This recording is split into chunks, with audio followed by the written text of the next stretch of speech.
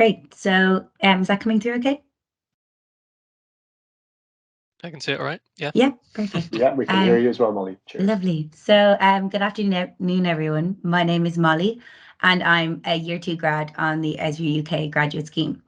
For the next 15 or 20 minutes, both Arthur and I will be running through our journey to Esri UK, alongside providing some details of the graduate scheme itself. So, let's begin with that all important question. Why would you want to join Esri UK on the graduate scheme? The Esri UK grad scheme is an opportunity to gain practical experience in a variety of roles within Esri UK. You learn and work with Esri's market leading tech alongside the experts in that technology, all within a supportive and innovative environment. Personally, for me, I found that by being exposed to such a wide selection of job roles, industries, and technologies throughout the 2-year programme, I've really been given a chance to learn where my interests and skill sets lie, which is ultimately facilitating the process of carving out the right career path. And on that note, I'll hand over to Arthur to run through his experience on the programme to date. Yeah, so hi everyone. I'm Arthur. So my journey sort of begins in East Dorset. That's where I kind of grew up. And if you're not familiar, East Dorset is right near the Jurassic Coast World Heritage Site, which looks a little bit like what you're seeing in the picture there. Lots of nice dramatic landscapes on the coast, which is just a fantastic place to be interested in geography. And so naturally, throughout my school career, my interest in geography as a subject grew and grew and grew. Until eventually I decided to study it at university. I went to University of Exeter Cornwall campus in Penryn, which is right down near the tip of Cornwall. And during my course, this is where I kind of got my first exposure to GIS as a thing. Similar to how many people come across GIS, it was using QGIS and ArcMap in specific modules within my university degree. And at least for me, GIS was mainly used to talk about environmental issues and the sort of physical side of geography, not so much the human side. But this left me with kind of a limited understanding of what you could use GIS for. So I was aware you could use it as like an environmental consultant or for like monitoring natural hazards, but that was kind of it. I didn't really ever consider it as a career. So at the time, I kind of thought education might be a good career for me to pursue after my degree. So I actually took a year out to study to work with the Field Studies Council. So the Field Studies Council have a network of field centres, and schools will come and visit them to do some field work and learn about practical data collection skills out in the field. And kind of serendipitously, the field centre I was at had recently expanded their use of GIS quite a bit. So we were using ArcGIS Online, and we were using mobile apps like Survey123 on iPads out in the field and teaching students how to use this stuff.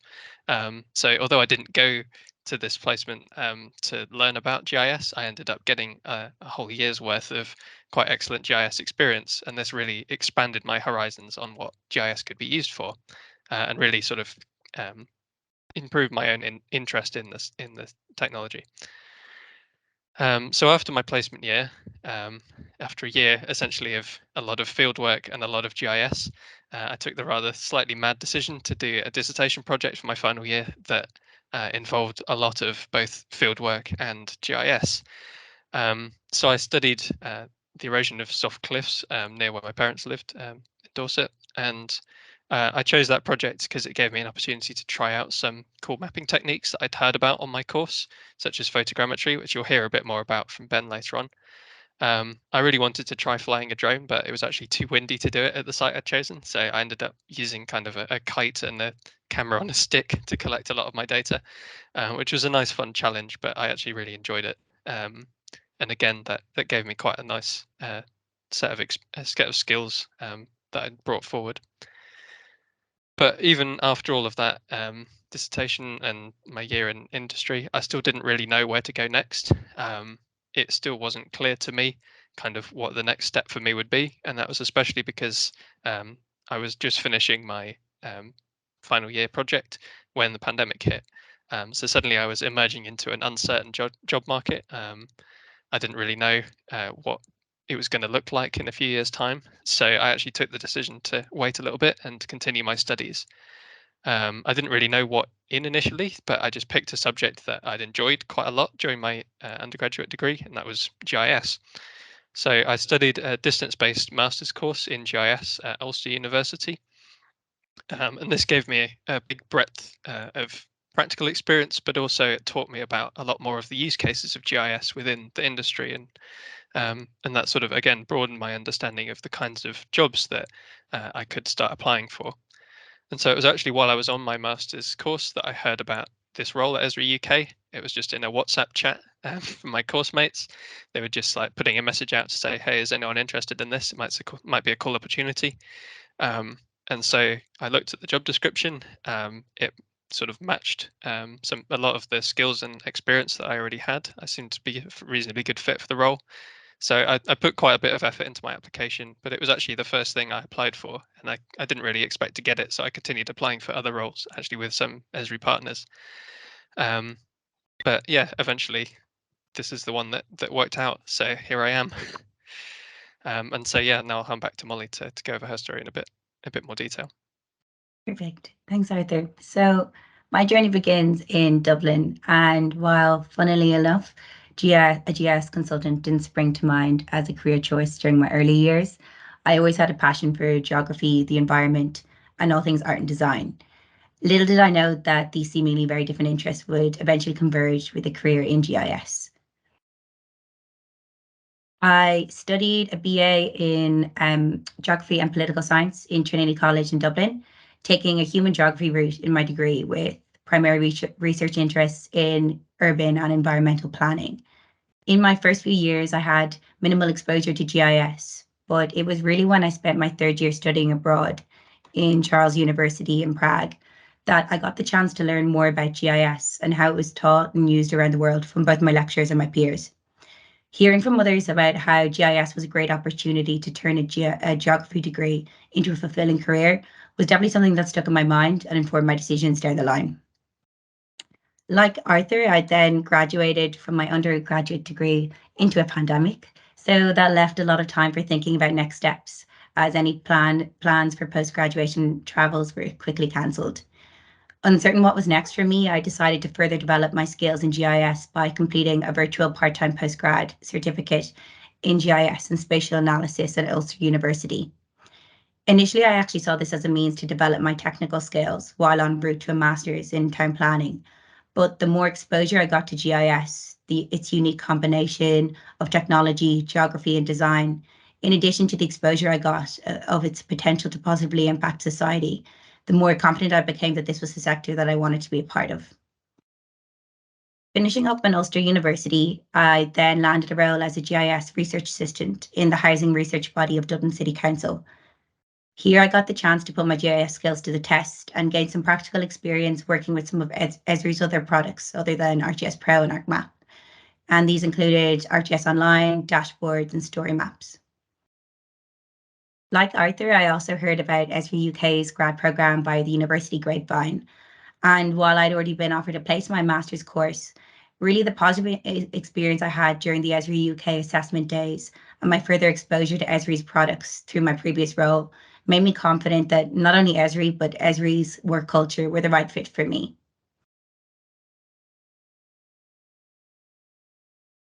So now we'll just give you a quick run through of the rotations and our experience on these so far. So handing back to Arthur. Thank you, Molly. So yeah, what have we actually done on the grad scheme so far? Well, in the first year at Esri UK, there's kind of two main rotations. So these are technical support and pre-sales, and then there's a couple of smaller rotations as well, marketing and product communications. So I started out in tech support, and in tech support, first year grads are kind of assigned to the initial response team. And the initial response team has the responsibility of giving out that first response to customers that raise technical support issues with us. And so within a few weeks within the role, you're contacting customers who've raised support cases. You're finding out as much information from them as possible. You're offering suggestions for how they might resolve the issue. And then if you can't resolve it, you're passing it on to a more senior support analyst. So this role is regarded by some and have done the grad scheme as a bit of a baptism of fire. Within your first few weeks, you're already in front of customers, you're handling their issues, and you're learning to troubleshoot the vast array of products that Esri UK offers. I found it, although it was quite stressful at times, it was a really great opportunity to learn and develop both technical skills and also customer-facing people skills. Then in pre-sales, pre-sales are a kind of technical sales support role. So they essentially demonstrate software and present technical information to customers to help drive sales and also to inspire more uses of GIS within our customers. I actually really enjoyed my time in pre-sales. It's a great place to try out all of the different bits of software that Esri offers, and also get yourself used to building tailored applications and making slick PowerPoint presentations. So this actually is one of the demos that I built while I was in my pre-sales rotation. It might have taken me about 3 weeks to produce, but I'm quite happy with the results, and it was an excellent learning experience. So pre-sales is also a really good place to learn how to present. So relatively quickly into your rotation, you'll be given opportunities to present demos like this to customers. And so this is some of these customers, of course, are like quite large organizations. So it can be a little bit nerve-wracking being asked to present some technical information to them when you're quite new yourself. But I found that was actually a very good experience to develop my confidence, develop my presentation skills, and also get more to grips with the technology. And actually, by the end of my rotation, I was able to present quite technical information to quite high-profile customers with fairly minimal preparation time, which was a great confidence boost. So then the other rotations within the first year are marketing and product comms, and these two rotations are actually quite similar to one another. So marketing, it covers things like social media, preparing for webinars, that sort of thing. Whereas product comms covers the more sort of technical side, so building maps and presenting at webinars and conferences.